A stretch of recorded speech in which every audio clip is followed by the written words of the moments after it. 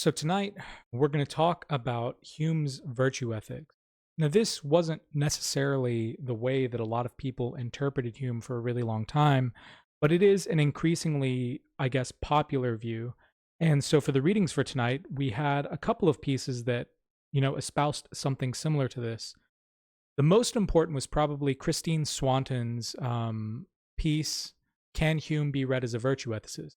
Where she lays out a lot of the ideas that she's laid out in many of her books. She writes about virtue ethics, but she doesn't write usually from an Aristotelian perspective, even though she knows that perspective fairly well.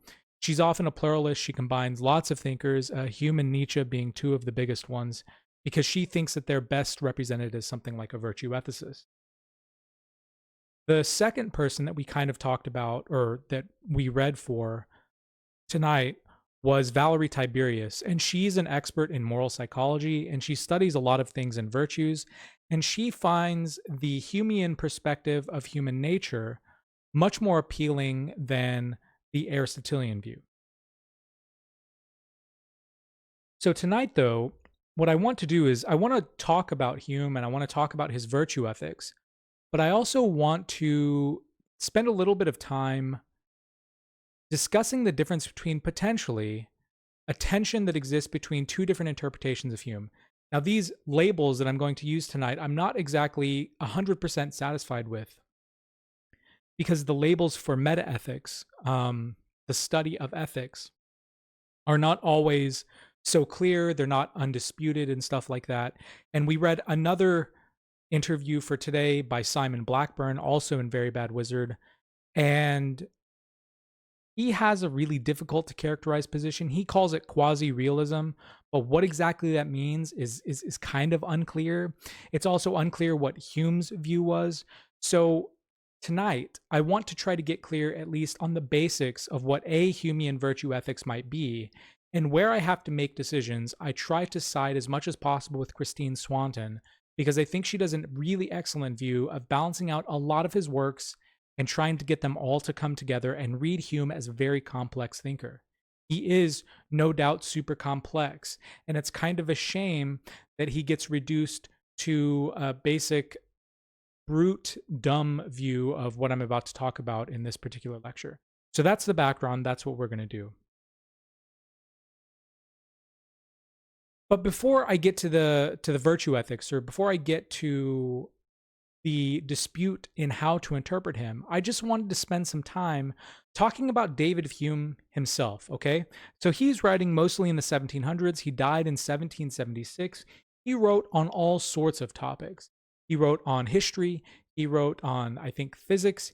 He wrote on, philosophy, art criticism, all sorts of stuff. He's incredibly, incredibly intelligent and incredibly influential.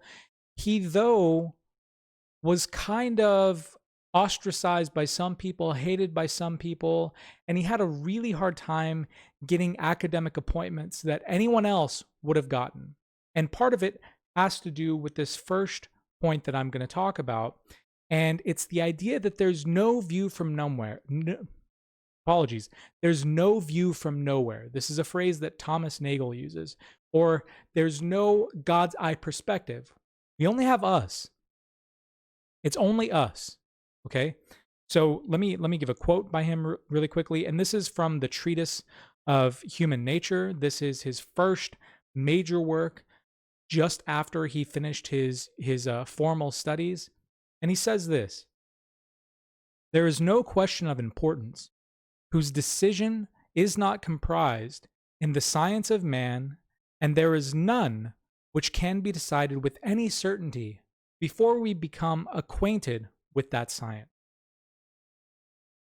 So writing in the 1700s, this is kind of an interesting thing to say. So he's writing kind of in the time of the Enlightenment. He's writing in a religious country, and Hume himself went to church pretty much every week.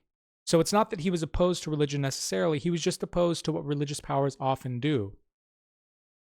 But he doesn't have the optimism about the sciences or about scientific progress that other people during the Enlightenment had. Okay, a lot of people during the Enlightenment thought that science and rationality was going to be able to triumph over everything, and we were going to be able to achieve new heights, many new things in human society because we finally unlocked really powerful sciences, right? We didn't think anymore that God necessarily made the universe. We didn't think anymore that we were the center of the universe. We knew that we were just one planet among many, that there was celestial mechanics, right? Newton's physics and that kind of stuff. And that perspective, that shift from seeing nature as imbued with divinity to being more distant and thinking that science could be this impersonal arbitrator, this way of understanding things rationally, right? If you think of a scientific experiment, scientists should be able to observe things fairly indifferently, okay? That was sort of the prevailing view. Hume didn't think that, okay? Hume didn't think that. And he said, look, there's no question that isn't touched by our understanding, right? We have a play in every single thing. So in science, sometimes this is called the observer effect.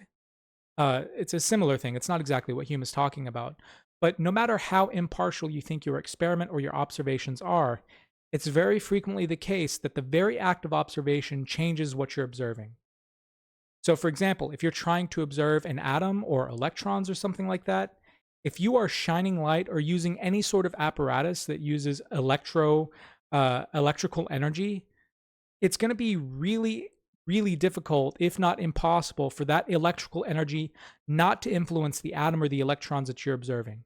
The tools that you're observing or that you're using to observe are affecting what you're observing. I think Hume is talking about something similar, where no matter what we're talking about, even science, which is supposed to be impartial, human nature is involved in that. Human nature is involved in that. One second.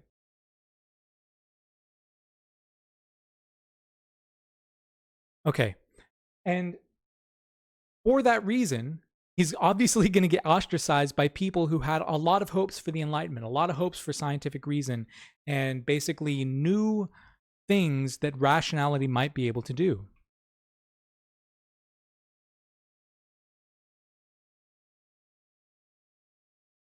And there's a second thing. So this is also very interesting.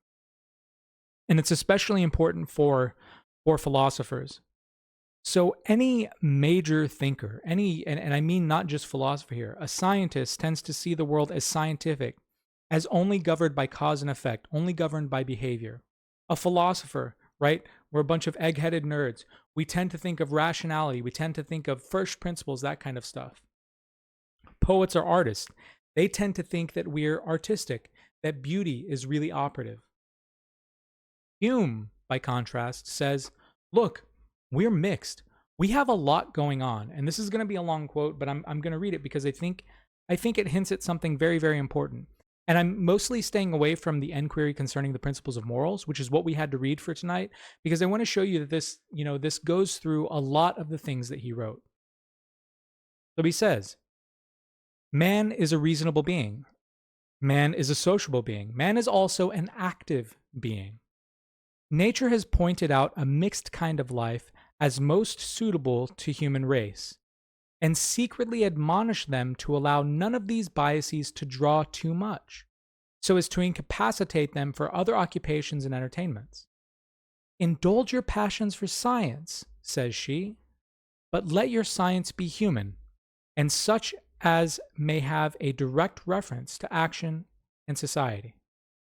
Abstruse thought and profound researches I prohibit, and I will severely punish by melancholy which they introduce, by endless uncertainty in which they involve you, and the cold reception which your pretended discoveries will meet with when communicated. Be a philosopher, but amidst all your philosophy, be still a man. So what's going on here, right? What's going on here? Well, Hume is basically saying that a lot of our sciences are complex, okay? And we need to be very, very careful whenever we're considering certain things, because humans are complex. We're reasonable. We have reason. So that's fine. Indulge in that reason. Study science, study natural philosophy, do all of that. That's great. but realize that if all you do is theorize, that's not going to be enough, because we also are social beings. We also are active when we try to do things. Theory typically only deals with principles and rules and cause and effect. You can do a lot to sort of answer questions in that way and explore things through that method, but it won't get at all of humanity, because we aren't isolated individuals, right?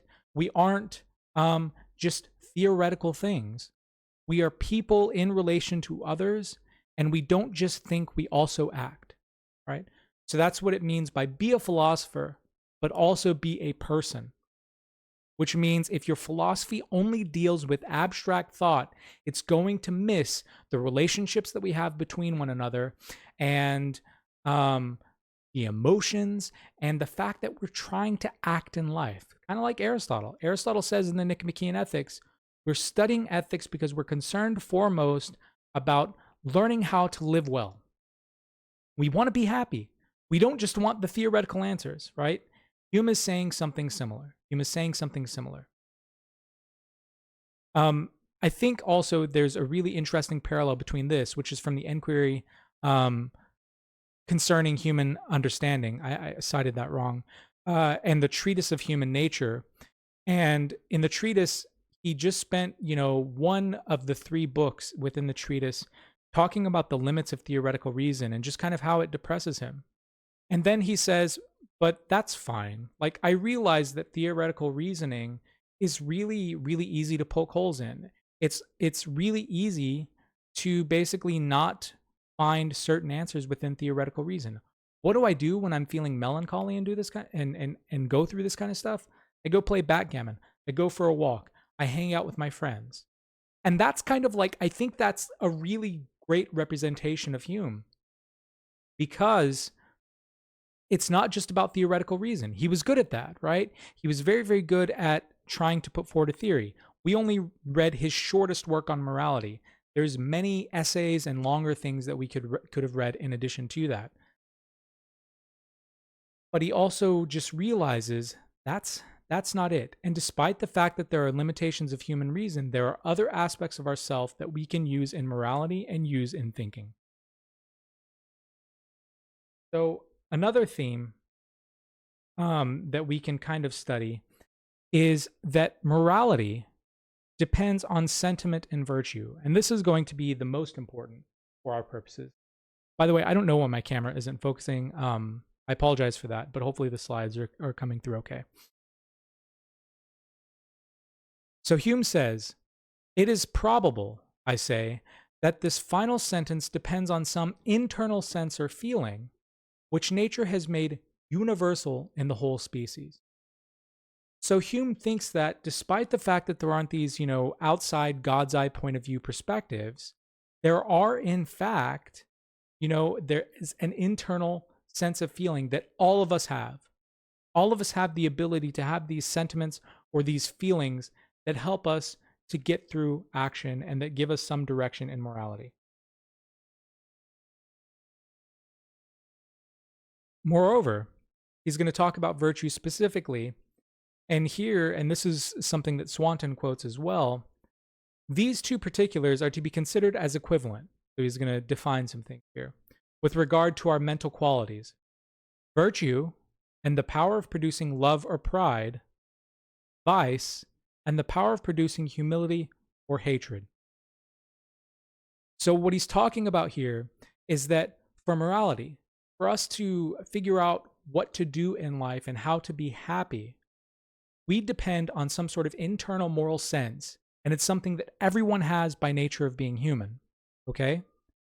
And the best habits or dispositions that we have with relation to our feelings, right? Because virtue ethics holds the concept of virtue as really central and fundamental. And virtues here, as opposed to being patterns of behavior or patterns of thought, which, I think those are the most important things for Aristotle, these are patterns of feeling, patterns of picking up on things that are out there in the world. So this is a sentimentalist virtue ethics as opposed to maybe a rationalist or an intellectualist virtue ethics that we see in Aristotle.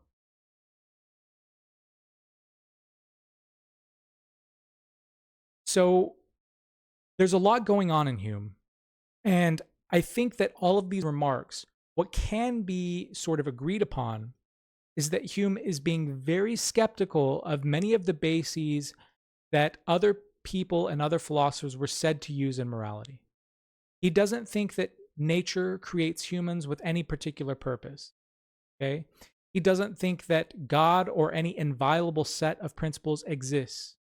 He doesn't think that science or human rationality is so impartial that it will be able to discover these abstract principles that tell us always what we can do. But he does think that despite our theoretical reason having severe limitations, we have an internal sense. So everyone pretty much agrees on the sentimentalism. Emotion is the most important faculty for Hume, and it seems to be something like a sympathy or being able to feel certain things. But that's about where the agreement ends. It's not clear in the literature how much sentiment matters and how reason interacts with that. It's not clear how, firm those types of emotions are. It's not clear what kind of information emotions are giving you. So I'm going to present a couple of kind of popular views, and I'm going to kind of relate it to the people that we read for this particular module. One is what I'm going to call subjectivist or subjectivism. And subjectivism is the idea that its basis for morality is an individual's beliefs or feelings. So this is Hume. So we're talking about sentiments. So the subjectivist interpretation of Hume is the idea that what the basis for morality is our individual sentiment. Whatever we feel is the basis of morality. Okay? Now, there are some complicating things here. I think that Valerie Tiberius, she wants to say that she's not a subjectivist, but rather that she's a constructivist. Maybe we could also call it an intersubjectivist. I think Swanton uses similar sorts of language, but basically you can see those as laying on a spectrum. The only difference between subjectivism, in my opinion, and intersubjectivism or constructivism is that rather than relying on just one person's, faculties, that's subjectivism, you're relying on a group's faculties. Okay? Intersubjectivism means there's some sort of interaction between subjects. Constructivism basically says that we have faculties accessible to all people that have something like a moral sense or moral agency, and the structure of that faculty allows us to understand what's going on. I don't really think constructivism is really all that different from something like subjectivism or whatever else, but that's like a personal thing. So for the sake of this lecture, I'm just going to lump all of these views together. And this view in particular, the strongest or the most radical version, says that Hume's theory says that morality is based on an individual's sentiment. Okay. And as I said, I'm going to relate this to Valerie Tiberius, and she has this portion where she's taught in the interview with Tamler Summers in A Very Bad Wizard, where she's talking about the sensible knave, right? The person who is doing bad things but they don't really feel that they're bad, and they're glad to get away with doing whatever. So cheating on the spouse, stealing luxury goods, whatever else it is, and they don't ruin their reputation or whatever. What do you say to someone like that? And this is a really big problem for the subjectivist, right? And so she says, look, if you're Humean and you think there are neither rational principles, right? Hume doesn't think there's that God's eye point of view. Science can't reach the truth without going through human nature either. That prescribe sets of values to us, nor are there values woven into the fabric of the universe. That's really important. Nor is there a God. And she says you just kind of have to appeal to this person, right? You don't have any of these outside authorities. And that's the most important quality of this particular view. Okay? As opposed to, having the 10 Commandments or a religious code, or as opposed to having facts say maybe in human nature that I think Aristotle is kind of going to get close to. What all you have are kind of like individual sentiments, right? You don't have any outside basis that you can use to appeal to this person, right? And whether or not that's a problem, I'm not really sure. We'll return to this at the very end with a test case, okay? But this is what I want to draw here. Subjectivism, the idea that it's an individual person's feelings in this case, or beliefs in other cases, that determine morality, right? And there is nothing outside of that. This is in contrast to what Swanton is going to call a sensible subjectivism. So like I said, these labels, they are super, super slippery. And in particular, David Wiggins, who Swanton is drawing on, and other people, John McDowell, he's another really famous response-dependent realist or response-dependent theorist.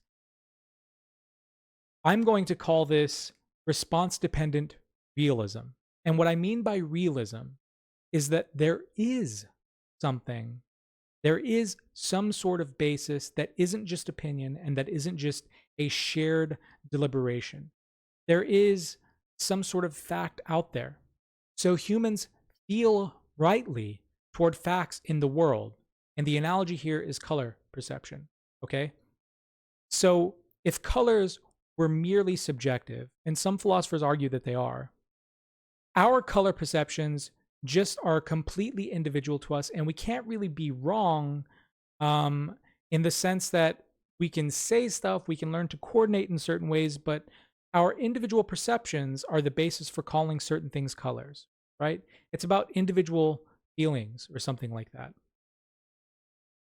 That's not what this view thinks. This view thinks, look, they agree with the subjectivist, or they agree with, the person who thinks that it does come down to some sort of individual faculty. They say, look, morality probably wouldn't exist without humans in order to perceive it. Okay? Why is that the case? Well, it's because the stuff that we're reacting to out there in the world, it needs humans in order to perceive it. But the things that exist out there in the world actually have some sort of truth of the matter, and you can be right or wrong in the way that you're reacting to something. Okay? So just like I could say that that font is golden, maybe someone wants to say that it's Dijon or mustard colored, I don't know. We can make finer or coarser distinctions with relation to that color. But if someone said that that color was green, we would think that there's something wrong with what they're saying.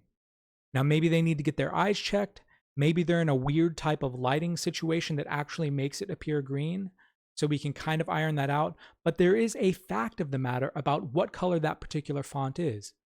The response-dependent realist says exactly the same. So moral facts aren't independent. It's not like they would exist if humans didn't exist at all, right? They need humans in order to see them. It's sort of like a language. A language wouldn't exist without people who speak it, right? Think about a language like that. This is the same thing that's going on in morality according to the realist. But in contrast to the subjectivist, or maybe even the intersubjectivist, there is a fact of the matter. There is some sort of ground out there. Okay, so think the color idea, because I think that that's the really important way that you can think yourself into this particular position. And this is Christine Swanton, and Swanton says, for virtuous character incorporates not just tendencies to right acts. We've always been talking about this. Virtue ethics, it's not enough just to act rightly, but excellence in emotional and affective dispositions. Emotional intelligence is required for the requisite sensitivity to and appreciation of morally significant features.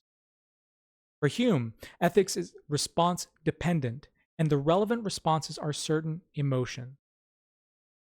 Okay, so what Swanton, I think, is saying here is that it's not an intellectual or a rational or a theoretical thing that's going on here that's the basis of Humean morality. Humean morality is based in our emotional or affective habits, the ways we interact with the world, patterns of feeling and reacting to things in emotional ways and proper ways.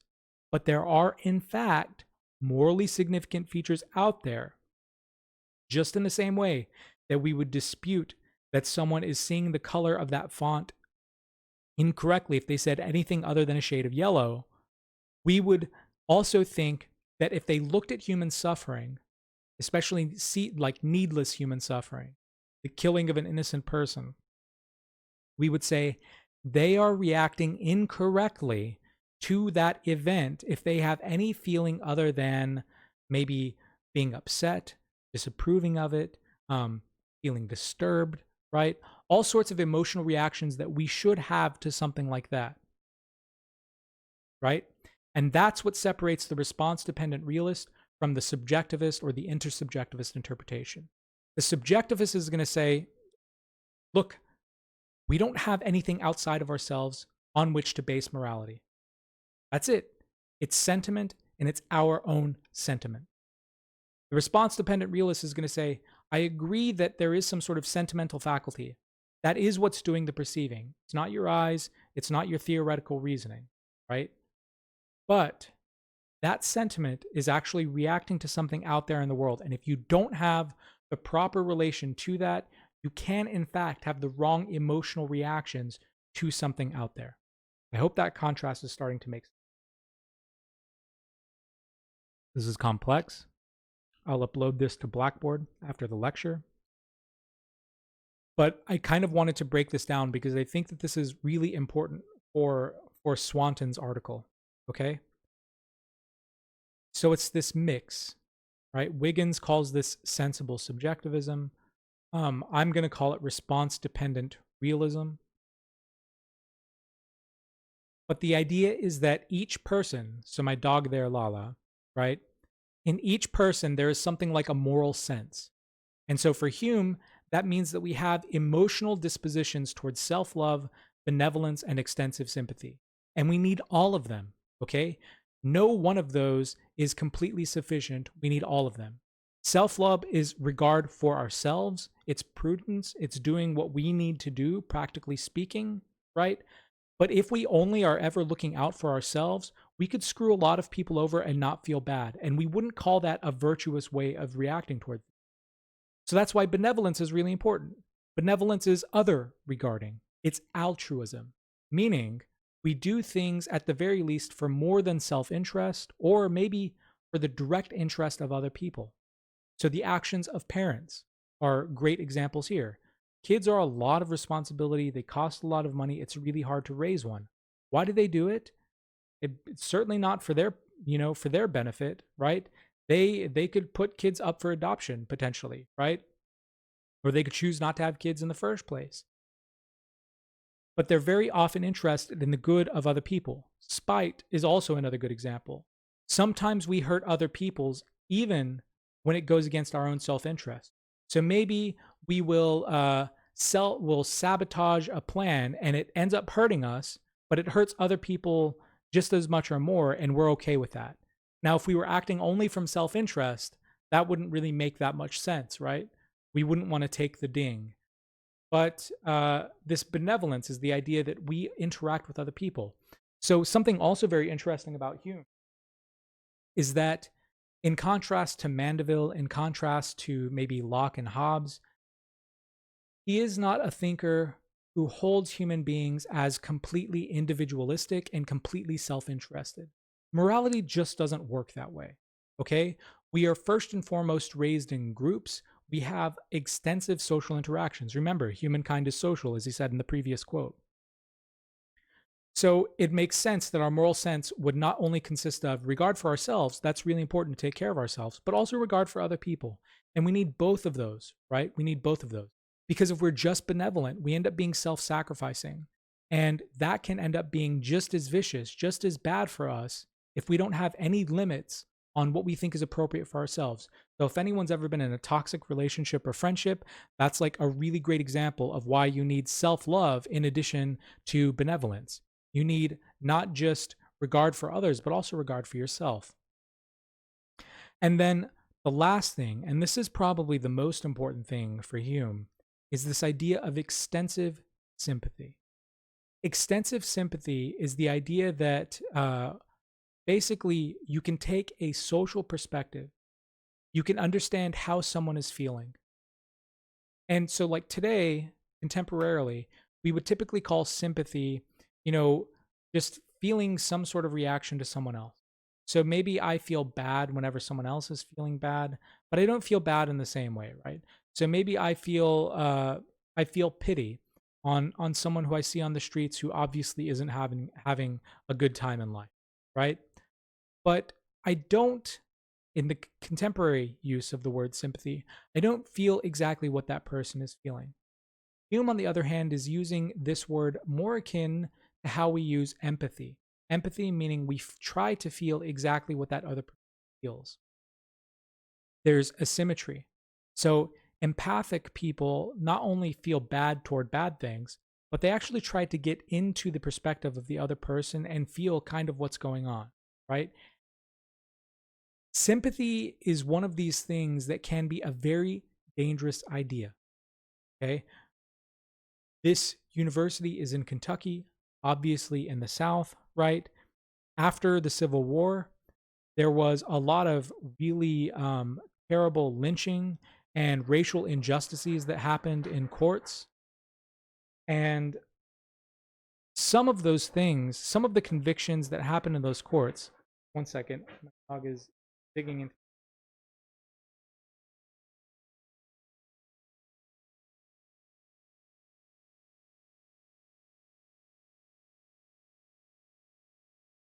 Okay, I'm back. She was digging into the cushion. Okay, but sympathy can be something that is very, very dangerous. So if you take something like the murder of Emmett Till, who was a young boy, um, and forgive me, those of you who already know about this, but he was a young boy from Chicago.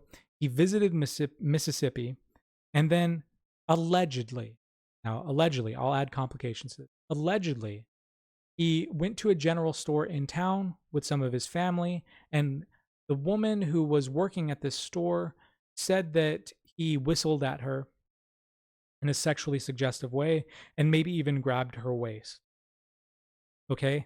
Now, Emmett Till went back out, into the country where he was staying with family or whatever. And then that night, the woman's husband um, and an accomplice kidnapped Emmett Till, and they basically beat him and mutilated him and then drowned him in the river. Okay. That eventually went to trial where the two gentlemen who were, it was fairly obvious that they were guilty. They ended up not being convicted because they kind of denied what was going on. All right. A, uh, I don't know the word for this, a notable feature of this is that the two gentlemen who killed Emmett Till were white, middle-aged men. All of the jurors were also white, middle-aged men. Black people and women could not be jurors at that time, at least where they were. And so people, whenever they look at this, they speculate maybe it's the case that this is not an act of overt racial antipathy. So they didn't just like feel bad toward black people such that they wanted, something not to happen here. It might actually have been an exercise of sympathy. The jurors, the white middle aged jurors, might have sympathized or empathized with the alleged murderers, and thinking about evidence and thinking about what would happen if they were convicted. And rather than taking a very serious consideration of Emmett Till and his mom and the family and the black community, they selectively chose to focus on the perpetrators of the murder. Okay? So, sympathy. Some people, like Paul Bloom, he's a psychologist at Yale, warn very deeply about using sympathy because it tends to be limited. It tends to be really emotionally draining, so we can't do it very often. And it tends to be given only to people that we already sort of know or grew up around, or people that we like. We don't often extend it to people outside of that. Sympathy then can lead to an in-group or an out-group. It can lead to all sorts of potential problems. Hume sensed a lot of this, okay? And so what he means by extensive sympathy is more generalized. It's not just sympathy for individuals, it's sympathy for like humankind as a whole. It's not just a particular situation, but it's about generalizing toward a social perspective. Now, again, it's not an abstract perspective. It's not a perspective that's completely devoid of our humanity, but it is one that we try to extend beyond familiarity. It's really important to try to get as unbiased as we can, even if we can't reach perfect impartiality, right? So all of that mixes together: self-love, benevolence, extensive sympathy, each person, and it comprises what Swanton calls our moral sense. That is the sentimentalist basis for morality in Hume. Okay? So the sentimentalist is going to stop there. The sentimentalist is going to say, fantastic job, Swanton. Couldn't agree more. And maybe you'd add in other virtues and stuff like that, but that's it. Swanton, however, goes further. And so this is the red text. I'm in the diagram. My dog is looking at the book to sort of see the color of the bird there, which is red. It's an abstract design, so you probably couldn't tell that that was a bird. But there is a fact of the matter in certain objects. And so what Swanton is going to say is that virtues and vices are facts that exist in events or in objects. What does that mean? Well, certain things have powers within them to elicit within us some sort of reaction. In the same way that that book appears red to all humans who have the proper physiology, events like innocent people suffering have within them the power to cause within us some sort of, negative emotional reaction. That's what she means by virtues and vices. And we try to cultivate in ourselves a sensitivity. We try to develop our moral sense, but we are reacting indeed to facts out there in the world. Okay? And it's this dynamic interaction, that green arrow, that's the Wiggins sensible subjectivism.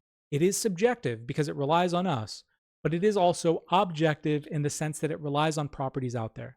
So this is a really tough meta-ethical position, and it's why I kind of didn't want to go into it, but I think I need to for the sake of Swanton, and I need to for the sake of distinguishing two particular interpretations of Hume. Okay, the last portion that I want to talk about with respect to this view, and this is important for a lot of Hume, is the idea that there's a further interpretive debate as to whether Hume is a proto-utilitarian. We're going to talk about the utilitarians later. But the utilitarians say that whenever we do things, whenever we're trying to consider what to do or what not to do, the way that we do that is by trying to maximize the good and minimize the bad and the consequences of the effects of the action. So the action itself doesn't matter. What matters are the results or the consequences or the effects of that particular action. And you choose the action, for example, that creates more pleasure for more people or that avoids more pain for the most people. Okay? Hume has moments in his philosophy where he kind of talks about this. He talks about things as being useful to humanity and that being the most important aspect. So some people are going to say that usefulness is what organizes everything. Swanton says, look, human happiness or human usefulness, things being useful to humans, that is really important. And that is, in fact, what can make something a virtue, right? What makes self-love a virtue is that it is very useful to us, right? It's really useful. So is benevolence and so is extensive sympathy, right? And she even goes further to say that happiness for Hume, again, relates to that mixed nature that we all have. A life of action, it's a life of pleasure, and it's a life of what he calls indolence. That typically means laziness, but I think he means more in the sense of leisure. So we need all of those things to be happy, and anything that helps us to do that becomes a virtue, right? Anything that takes us further from that is a vice. The other way that this is put is approbation or disapprobation, approval or disapproval, love or hate. You feel good about it, you feel bad about it. But it's that idea that we have certain responses toward certain things. Swanton doesn't think that all virtues are reducible to that, though. She thinks that there are certain things that don't have anything to do with human happiness or human use, at least in this sense. And other things still, nonetheless, can be virtues if competent judges or authoritative judges or someone using the moral point of view, all of these things are roughly equivalent for the sake of what we're talking about here. If judges see a particular trait as being fitting for people. So maybe we would include something like friendliness. I mean, it's hard to say. I could see how that would be useful, but maybe we could think of an example like where you have to tell your friend something very awkward and something difficult to talk about, right? It's not always easy or useful to do these types of things, to love someone well, okay? But we know that it is a virtue because there are people out there who are very wise who tell us it's really important to be. Okay? So what makes someone authoritative? That's what's going on in this yellow text in the section underneath the yellow text, right? So someone who's an authoritative judge or who's taking the moral point of view is someone who has a natural and a usual sympathy. They aren't martyrs, okay? There are certain people who maybe could be incredibly generous and give all of their money away to the poor, but then let their children starve. So we could certainly call that generosity, or we could say they have some sort of sympathy, but we wouldn't say that that's natural or usual. Hume doesn't want that kind of sympathy. He wants, the type of sympathy that we think would be something included in happiness. So there's a little bit of gray area here. But the idea is that the standard is not too divorced from who we are. A good example of natural partiality would be the ways in which parents value their kids more than they value strangers, or the way in which, anyone would value their friend more than they value strangers. That seems natural. That seems okay. And moreover, if someone didn't have that reaction, if they didn't value their children, or if they didn't value their friends, we'd say that there's something weird going on there. That said, the second point is that whenever we take this point of view, it tends to be stable and general. So it's not too partial. It's not going to fluctuate a ton. We're going to be able to get the same answers from a lot of people. It's not going to be so fixed on partiality, right? It's the difference between the really easy sympathy, right, that we all do with just people that we like, people who we grew up around, etc., and the more difficult sympathy to learn how to use, which is learning how to sympathize or empathize with people who don't look like us, who aren't from our culture, who think very differently than us. Okay? And so that step back is what makes for this stable general sympathy. All right. That said, all of this has been emotional so far, but reason is really important for morality, according to Hume. Okay? It can't be the basis for theory. It can't be the basis for principles. It's not the foundation, and it's not going to move people to act, according to Hume, right? But whenever we feel a certain way or we perceive that we need to do something, reason can help us to figure out how we achieve that. And in order for us to feel properly, we need to know the background facts. We need to know what it means to have a trait, say, of being friendly or generous or whatever else. And we need to know how that affects life.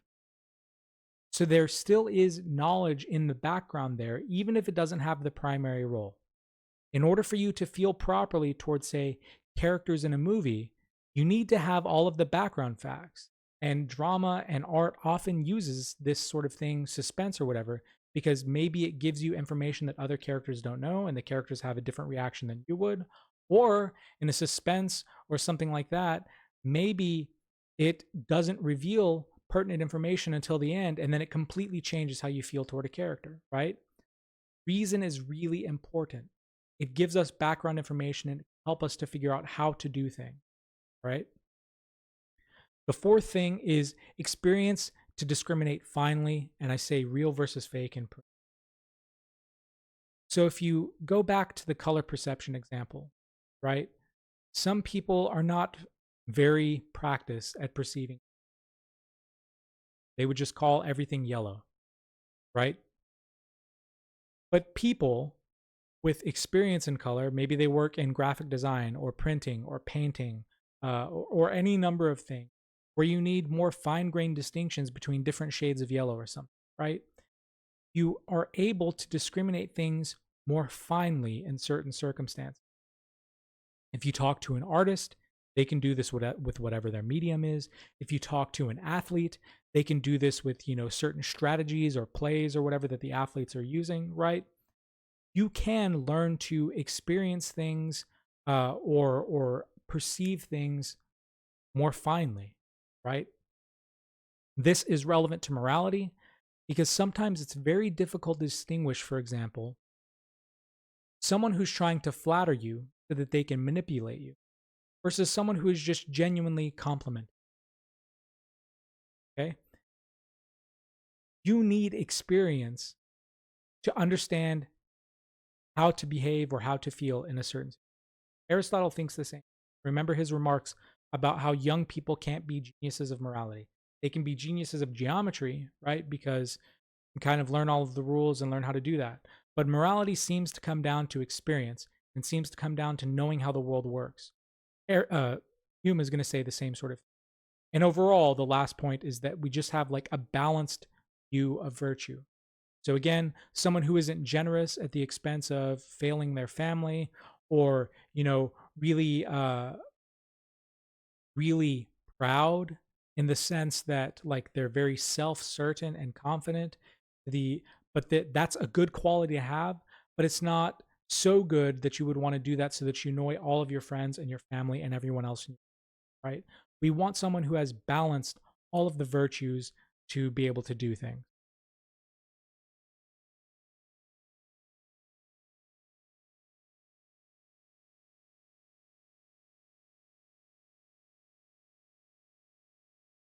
So just to summarize, because I think the Swanton piece is really interesting. Virtues, these dispositions to feel in certain ways toward the world or toward events or objects, they help happiness or sort of life in general. Okay. It isn't mere benefit, it isn't mere usefulness. And even when it doesn't influence our happiness, if people who are competent judges, right, tell you, oh, that trait, I know that trait, I know friendliness. I've had to be a friend in my life.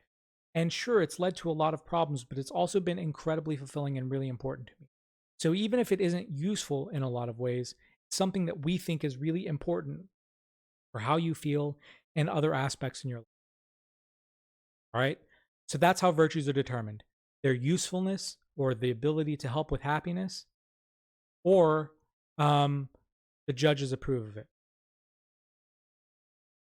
Hume also says that sentiment is the core, but it also needs to be reasoned and educated.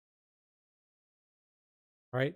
It's not good enough just to feel. In order for you to feel well, you have to educate your sentiments, learn how to use them, learn how to discriminate things more finely.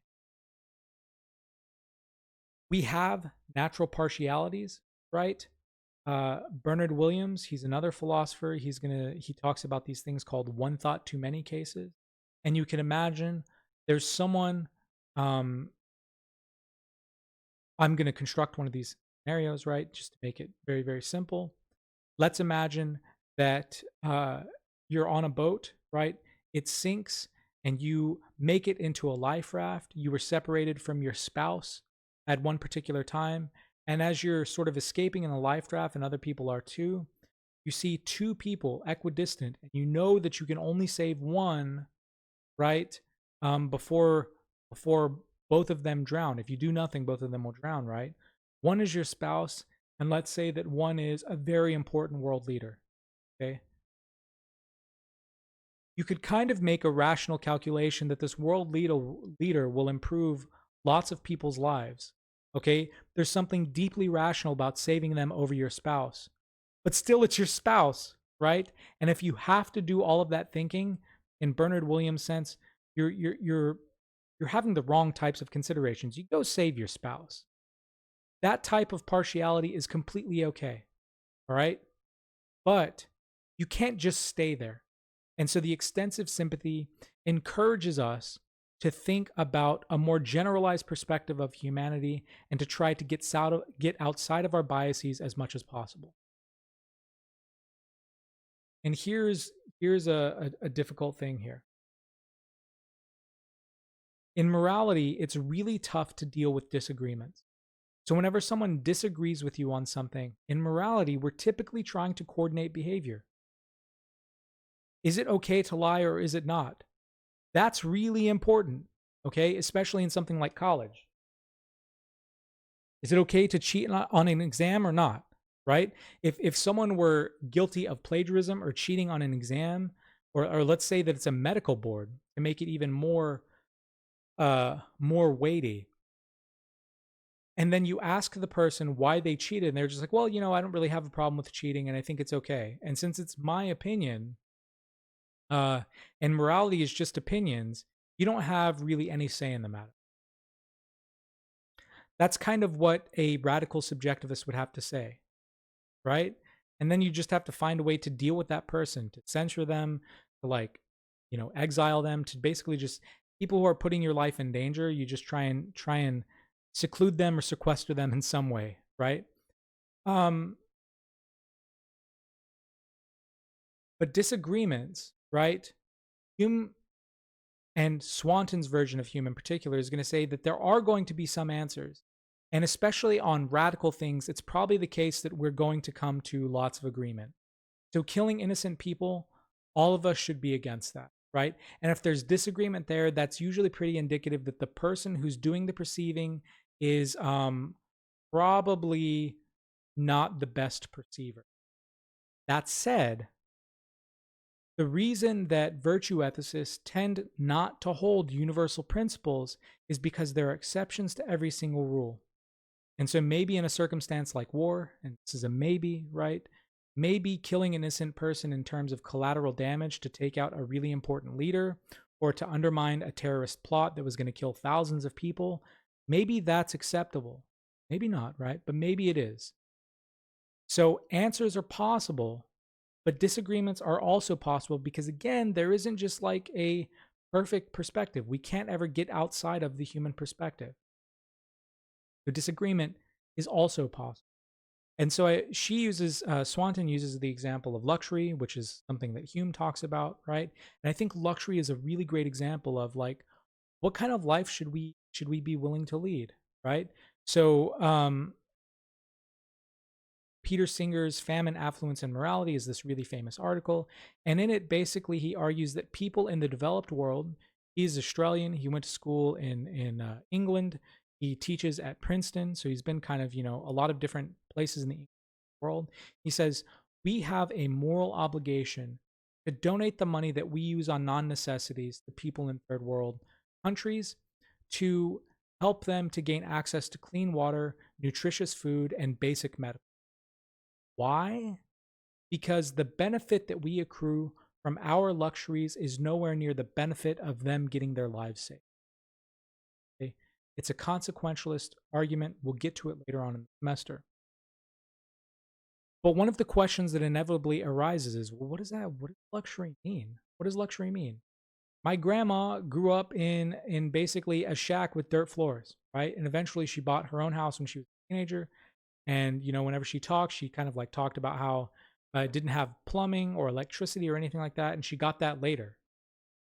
What my grandma would have considered luxurious in some ways is just what I would consider, kind of not bare minimum, but like I want those types of things. I want indoor plumbing. I want electricity. I prefer to have climate control, especially in the Southeast during the summer, right? Luxury seems to be one of those things that there can be a fair amount of disagreement on. That said, maybe once it starts to get ridiculous, we can start to come down. Does anyone need a Bentley, like a luxury car that costs $1 million or more? Does anyone need to have professionally catered meals every single day or every single week? Right? Those things seem a little less plausible to me. But you can see how something like luxury is more debatable, and there's probably more answers to something like killing innocent people, right? So there's a gray area. But just because there's a gray area doesn't mean that anything goes. So I think that's what like this list of things is showing about Hume. It's complicated. It's complicated. Our natures are mixed and complex. Morality is mixed. Okay. So I want to take a couple of minutes and I'll try to go through this as quickly as possible to just distinguish Aristotle and Hume. Because we've talked about virtue ethics, this is the last aspect of virtue ethics that we're talking about, and it might be kind of easy to confuse these two. One of the reasons is they have a lot of things that they have in common. Okay. And one is happiness requires psychological patterns. For Aristotle, the virtues are you reacting to universal spheres or emotions in life in right or the wrong ways, and you ingrain in yourself a disposition to do certain things. It's behavioral, but it's also think in certain ways. You can offer an account of your action to yourself. You can say why you're doing something, or you can explain to someone else why you're doing something. You feel good about good things, bad about bad things.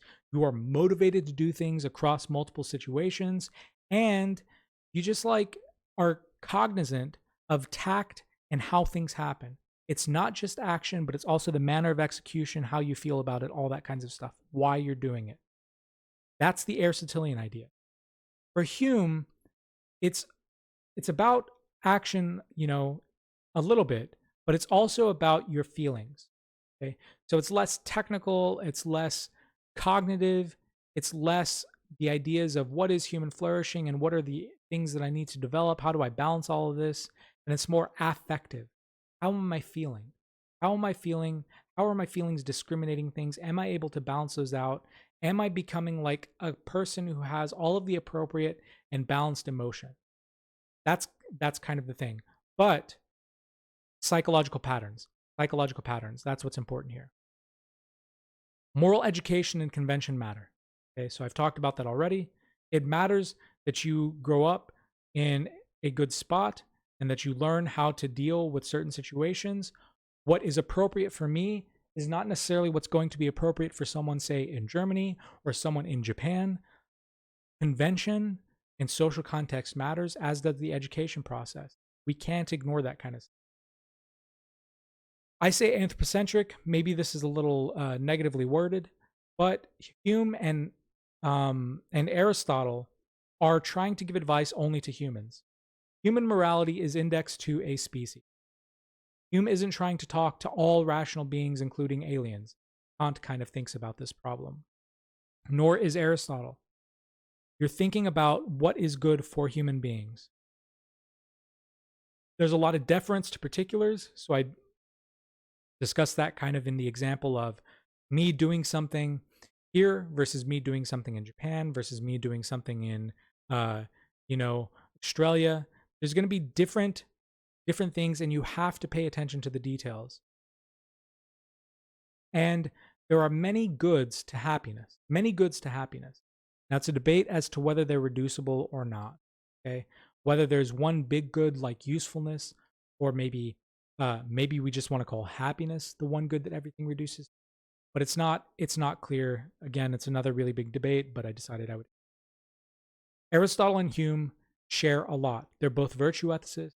They both think that we have patterns of being that are really important that help us to determine how we should act. We never think about actions as right or wrong without the context of thinking about who we are, what situation we're in, and what kind of life we're trying to lead. All right? That's kind of what's going on there. But there are important differences. So in Aristotle, the priority is on reason. In Hume, the priority is on emotion. In Aristotle, the ideas are based in facts about human nature and life. What does it mean for you to live a full, flourishing human life, the complete life that's missing nothing as a human animal? That's kind of how you deal with stuff. What is happiness? And then how do I cultivate myself in order to achieve that? That's what's going on. But for Hume, it's more in your emotional responses. He talks about whenever I'm trying to decide how to feel or the qualities that I want to cultivate in myself, joy, friendliness, whatever else it is, pride, justice, any number of these virtues, right? What helps me to think about whether I would want to do that is how I feel. Do I feel approval when I think of that? Do I feel disapproval when I think?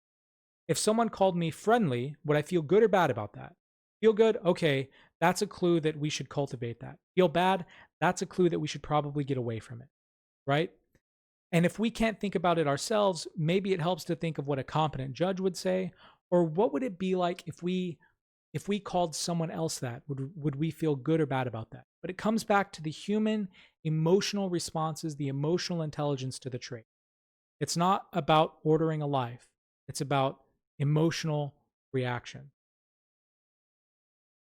For Aristotle, the virtues increase the probability of flourishing. The basis is something like behavioral science. Okay? So you look at someone, you look at all the people in your community who are living complete lives, meaningful lives, the lives that you would want to emulate, and you see what the commonalities are. You develop the virtues because it increases your probability. Because, just to review, Aristotle does not think that our individual cultivation is enough for happiness. We also have to have a lot of good luck, right? A lot of good luck in the sense that we don't just we don't have a life where we're constantly in debilitating pain, or we don't have, or we're constantly stressed about finances, or we're being radically oppressed by our governments. Those types of things. So we give ourselves the best chances possible by cultivating good character, but we also need luck. So here we're talking about behavioral science. And I think the behavioral aspect is really important here. We're talking about action. We're talking about living a life.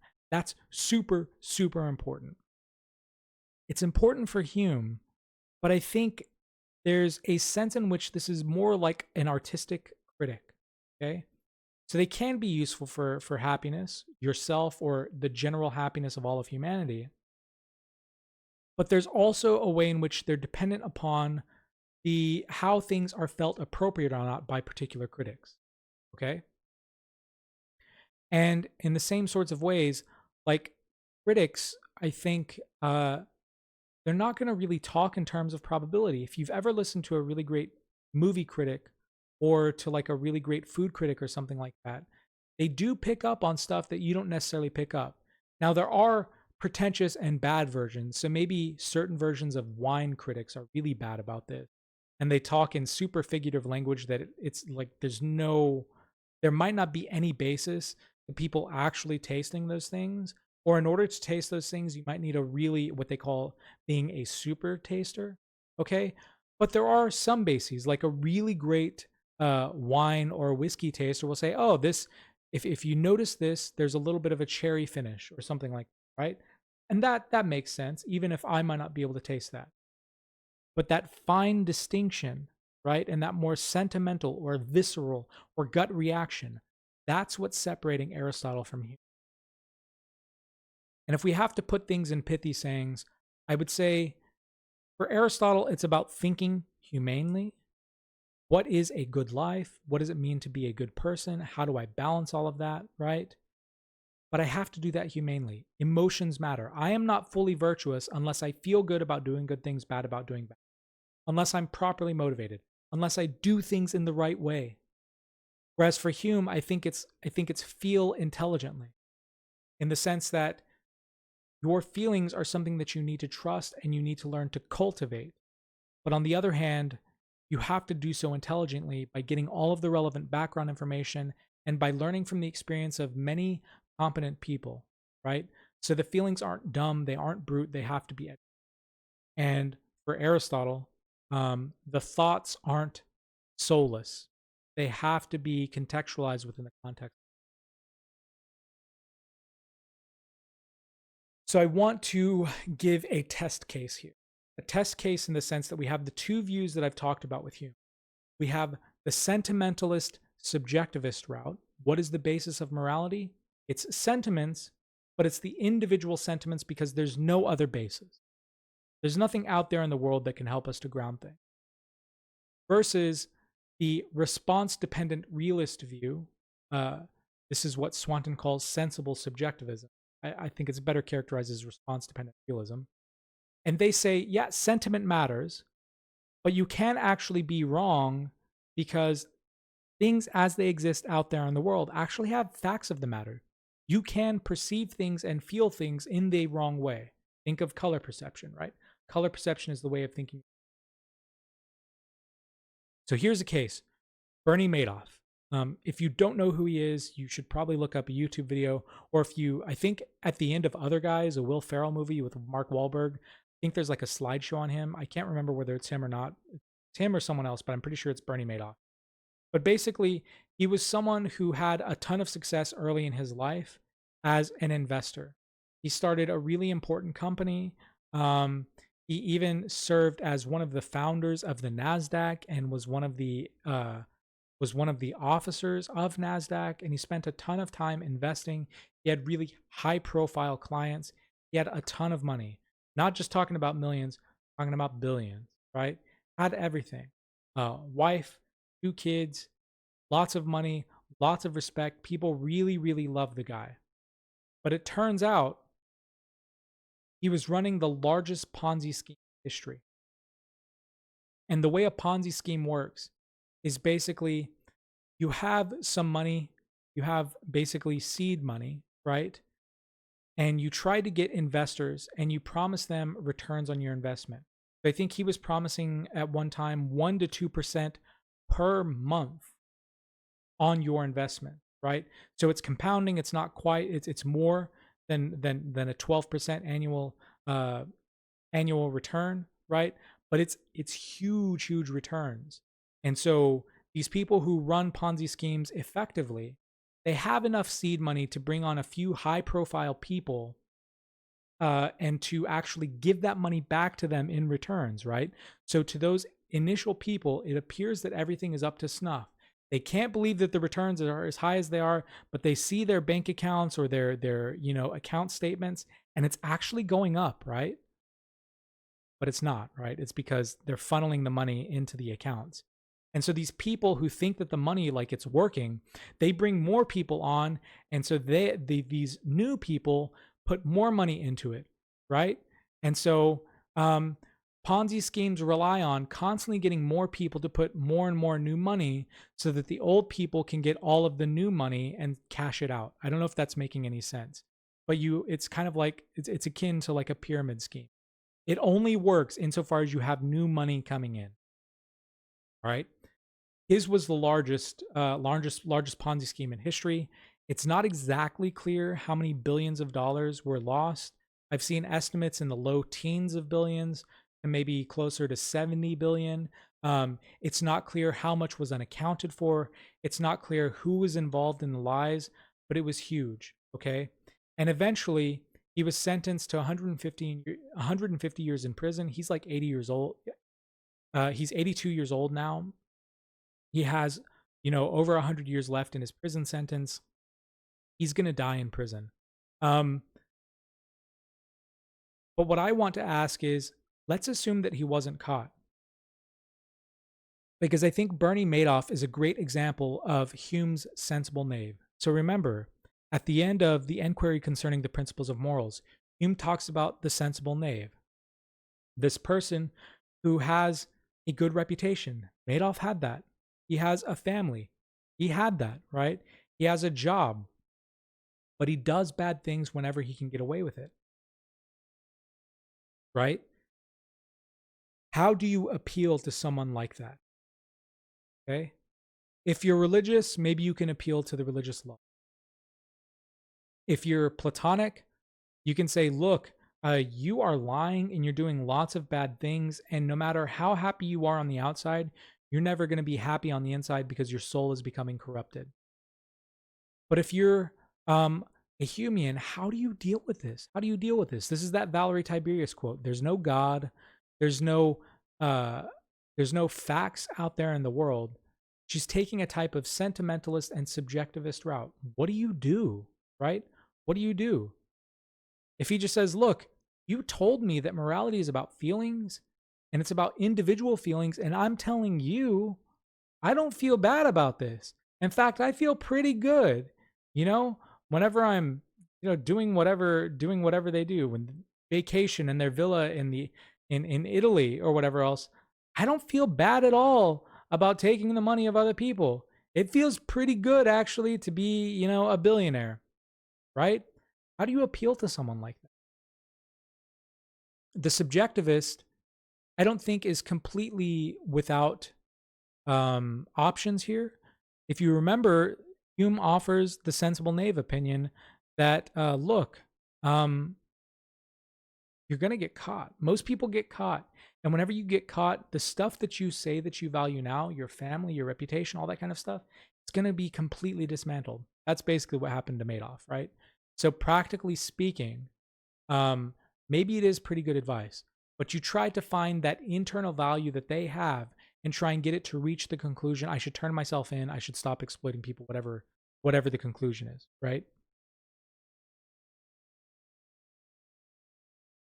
That's different than how Christine Swanton will say, okay? Christine Swanton would say Madoff does not have the right emotional reactions to things if he does not feel bad about exploiting people and taking their money. Why? Well, it's because there's something about exploitation that whenever you ask competent judges, or most people, right, you should feel bad about taking advantage of other people, stealing people's retirement money or whatever else it is. A lot of people's lives are significantly, torn apart because of his greed. No one needs $1 billion, right? $1 billion is 1,000 millions. 1,000 millions. $1 million is 1,000 thousands. And to like try and wrap your mind around this, right?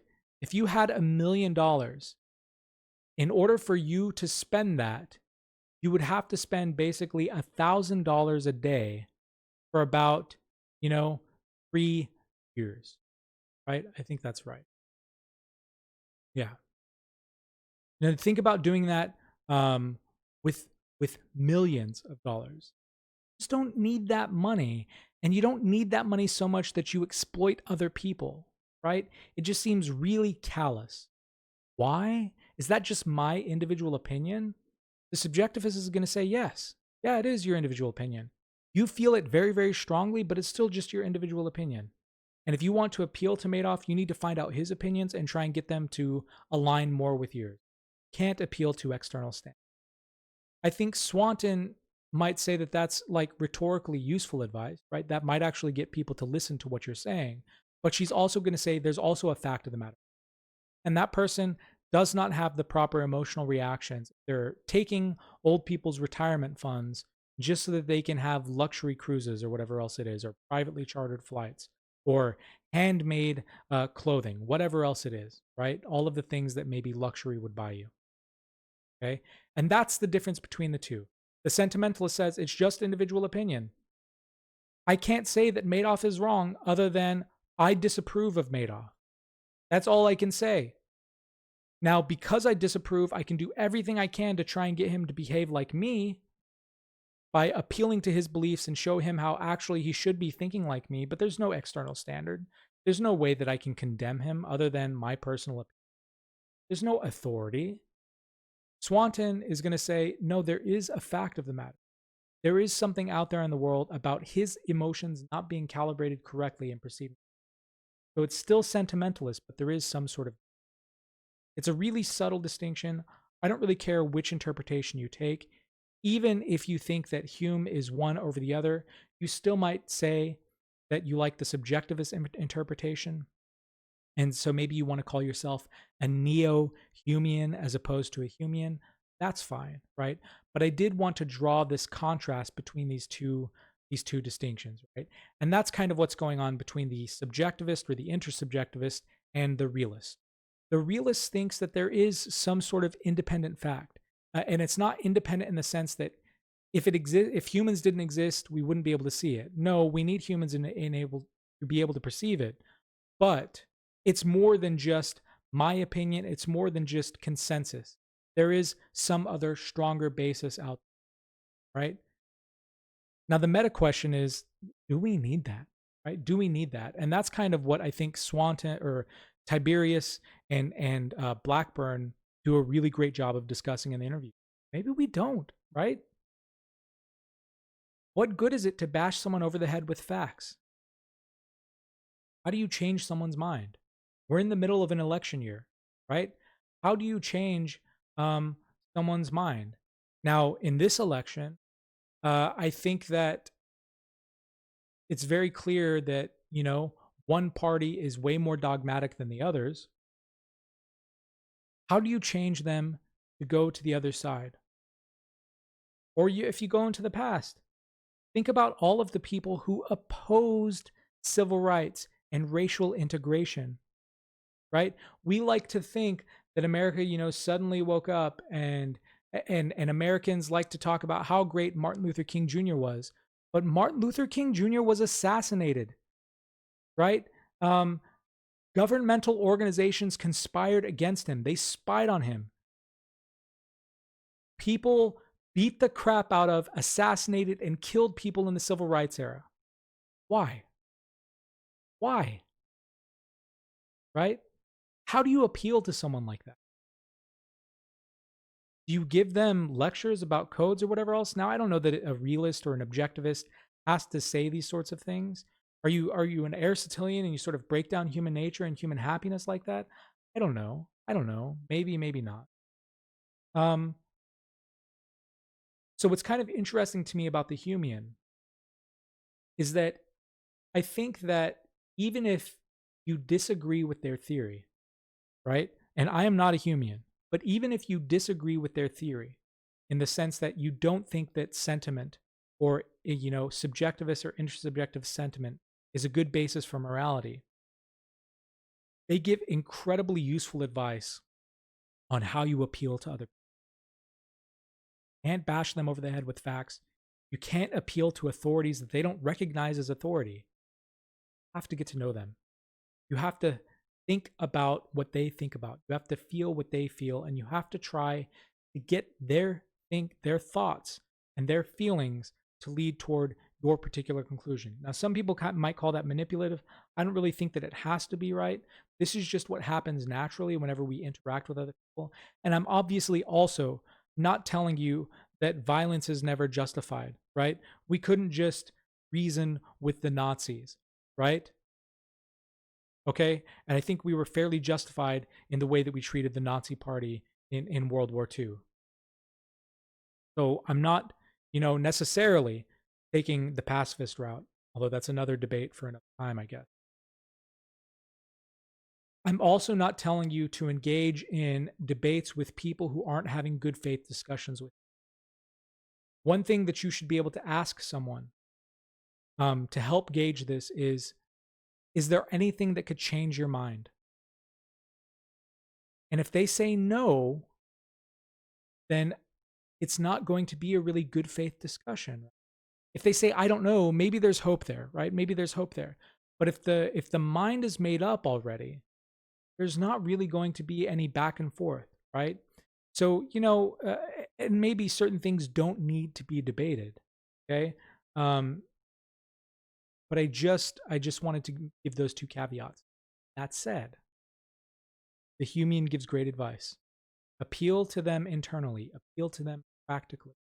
And that's ultimately what Hume does with the sensible knave, right? He does two things, you remember? He does the negative thing where he says, most people get caught. And when they get caught, it messes up everything that they cared about. So don't do that. Second thing he does is, hey, here's my view. I like simple pleasures. Why are simple pleasures great? Well, actually, you can acquire them fairly easily. And whenever you learn to really enjoy them, they're stable and they produce way more pleasure over the long term than giving up a lot of your happiness and going through all of the bother for the luxury. The simple life is better. My values are better because in the long term, it produces more happiness. It feels way better, right? So he does the negative in the practical sense. Practically speaking, if you actually care about what you say about, you're actually running a huge risk of losing all of that by behaving the way that you're behaving. Get it together, right? Whatever rhetoric you need to do that. But then also using a little bit of honey on your own views and trying to make it appealing, right? You attract more bees with honey than vinegar, right? But Hume kind of does a little bit of both. You put the vinegar on their ideas to kind of show them how distasteful they are, and you put the honey on your ideas to show them how flavorful and savory yours are, right? The rhetorical advice of the Humean, I think, is incredibly, incredibly useful for morality and incredibly useful for just like moral conversations. So, what do we make of all of this? I'm going to end very quickly with the work of Jonathan Bennett, and it's one of my favorite works in philosophy. It's called The Conscience of Huckleberry Finn. We didn't read it. I decided not to assign it because there was a lot of reading for this particular module, because Hume reads pretty slowly if you're paying attention. But The Conscience of Huckleberry Finn, you can usually find it all over the internet. If not, ask me, and I can link you through the library databases. And in this article, he basically says that there are two psychological faculties that humans have. One is principles and one is sympathy, or maybe we could call it reason and emotion. Right? You can see a little bit of the Aristotelian and the Humean here. And your reason or the principles that you subscribe to can lead you to do things, but also your sympathy and the feelings that you have can lead you to do. So he doesn't take a stance. Hume is going to say it's just your sympathies and your emotions that lead to action, right? Other philosophers, Kant, are going to say reason is one of those things that leads you to action. So he's not taking a stance. He's actually saying, listen, guys, both things can lead you to action, right? But then that gives rise to the question, what happens whenever these two things conflict? To think about a job or a relationship or whatever else. Think about a job where you really love what you do. You find what you do incredibly, incredibly important. Some of my friends who teach in inner cities, right? But it's incredibly stressful. They have anxiety. The anxiety gives them digestive problems. They have to go to counseling or therapy or whatever else. It's hard for them to pay rent, so they have to drive Uber on the side. You have a lot of reasons not to do what you do, but feeling-wise, you keep doing it because you think that it's really important. What do you do with that? Where your feelings are telling you to do something and your reasons are telling you not to do something. That's a contradiction. It's hard to reconcile. Well, Bennett doesn't really give a definitive answer here. He gives a really fantastic argument using Huckleberry Finn, Heinrich Himmler, who was a Nazi, and Jonathan Edwards, who was a Protestant minister. You have to read the paper. But the conclusion that he gives, I think, is ultimately very, very good, which is all of your faculties must work well to revise moral practices. Okay? I think it's easy to see why we shouldn't give up reason. If we didn't think, things would be chaos, right? Things would be chaos. So even Hume, who has this sentimentalist bent, reason has a really important thing in getting the background facts right. That said, again, think about the philosophers and how intellectual heavy. And whenever we get to the utilitarians and the Kantians, they're going to say emotions are completely irrelevant, right? The Aristotelians think emotions are relevant. Even if reason is running the game, you cannot be fully virtuous if you aren't feeling the right way. Peter Singer is more or less going to say your feelings don't matter. Kant is especially going to say this sort of thing, right? So pretty much everyone thinks that reason has an important point of view. And side note, if you're watching this and you can think of a moral theory that says that reason isn't important at all, there is no role for reason and it is just emotion, let me know. I'd be interested to find who that is. And I've been trying to find examples of that in philosophy. But given that we all agree that reason is really important, a lot of people are going to say, so that means that emotions aren't important at all. And Bennett says, no. Sympathy makes us human. Sympathy helps us to basically feel with other people. It makes us who we are. We can't give that up. So that means we need all of our faculties. We need all of our faculties working well. And there's this strange thing that happens where we must strongly assent to our principles, but all of our principles must also be revisable. So part of you being a conscious, thinking, aware human being is that you are trying to consider how you should live your life. You are thinking of the code that you live by. And obviously, if you think that they're the right answers or the right beliefs to have, then you believe them and you hold them very sincerely. It would not be a very effective code if you went on behaving in that way, but you didn't actually believe in that. That's kind of weird. Maybe you could do that in some sort of hipster irony sort of way. Maybe you could do that in an existentialist absurdity kind of way. But whenever you're doing things, ironically, you're still doing those things, right? And so basically, what Bennett is trying to say is whenever you're living by your principles, that shows that you believe in them. If you didn't believe in them, you wouldn't live by them, right? That said, you need to stay humble because there are situations in life where we don't know which of our principles could be wrong. We know abstractly that some of the principles that we hold could be wrong in some way, but we don't know which one is. And so we just need to hold the possibility that any of our principles could be revisable. How might that happen? Well, it might happen through either principles or sympathy, through reason or through emotion. We might get new data. It turns out that taking that particular multivitamin doesn't do what you think it does and it's not good. Or changing your diet in a particular way is good. Whatever else it is, new data that tells you you need to change your life. That's a rational way of changing what's going on, right? It might be sympathy. You might realize that something that you've been doing has been hurting someone that you care about, or hurting someone that maybe you don't even know, but you found out that it was hurting someone. That's not necessarily a rational argument, but that's you feeling something new and realizing that something needs to change. And so that's what's really important about this. You keep all of your faculties working well because you don't know where the new information is going to come from, and you need to stay humble in the sense that, look, you think that your beliefs are right, or else you wouldn't live by them, or else you wouldn't tell people to live like you do if they ask you, right? Don't do that if they don't ask you. But like if your homies come to you and ask for advice, yeah, you're gonna give advice. That said, you need to be open to revising even the most central or core things about who you are. At least be open to it. Doesn't mean you have to do it, but you need to be open to it. Okay? And the general rule is that we need strong reasons to go against human. Okay? So I think the conclusion here with Bennett is that sympathy reveals things really, really important about human life, especially whenever it shows there's some sort of suffering or there's some sort of ill effect that's happening. If that happens, you need to revise your principles in most cases. Not in all cases, but in most cases. And he gives the example of World War II. And he says, look, there were pacifists that said that we should not enter into World War II as Americans or even British people, right? Because they knew that innocent people would die in the crossfire. They knew that soldiers would be conscripted up into the army. There was a lot of bad things that were going to happen in the atrocities of war. Pacifists were saying, whatever is going on over there, it's not worth causing more suffering through us getting involved, right?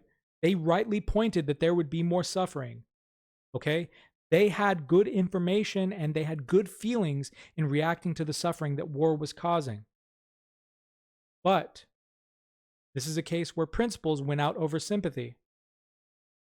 People ultimately felt that no matter the suffering that getting involved would cause, it was the right thing to do. Right thing to do. So that obviously didn't really do too much of a good job of summarizing Bennett. I wasn't intending to do that, but I'm encouraging you to read that paper if you can. And as we sort of consider these things, this is kind of what's going on in virtue ethics. In virtue ethics, we're always talking about not just right action, but right ways of being. Actions only make sense in relation to the feelings or the ways that we actually are, or the trajectory that we want our lives to take, right? And so with Aristotle, we have something like human nature, giving us an idea of flourishing and situations and emotions that we all face, telling us how we should develop the virtues.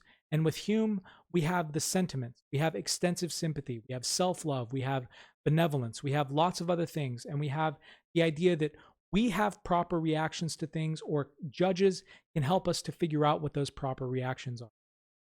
All of this is to try to help us to become better people. And by becoming better people and trying to live more comprehensive and good lives, we end up doing more right things. That's what's going to be the most important thing for virtue ethics, as opposed to the act-based theories of utilitarianism and Kantian deontology, that we're going to talk about next. So thank you so much for your attention. I will see you next time.